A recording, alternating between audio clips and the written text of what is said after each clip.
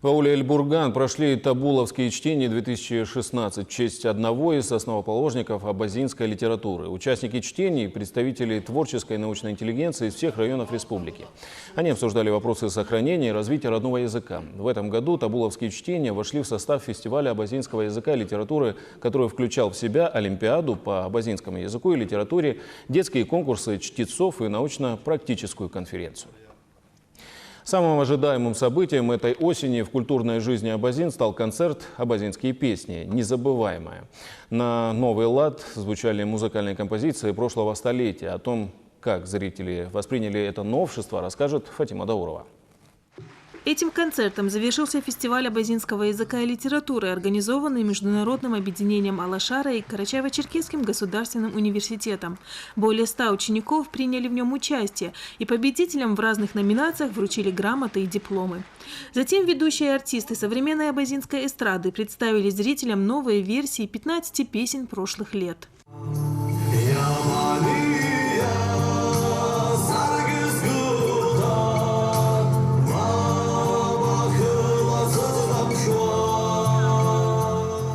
Сегодня мы показываем концерт в рамках проекта «Абазинские песни. Незабываемые». Это проект, который первый год мы реализуем.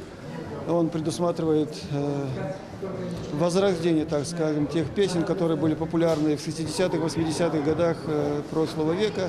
Это песни абазинских авторов Мусы Ионова, Лизы Апсовой, Мухарби Агачевой и других композиторов.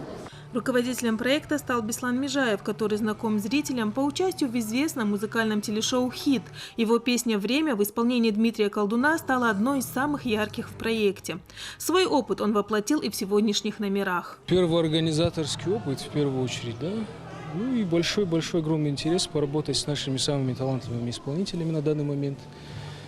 Ну, для меня это вызов, очередная такая ступенька в моей такой небольшой карьере музыкальной.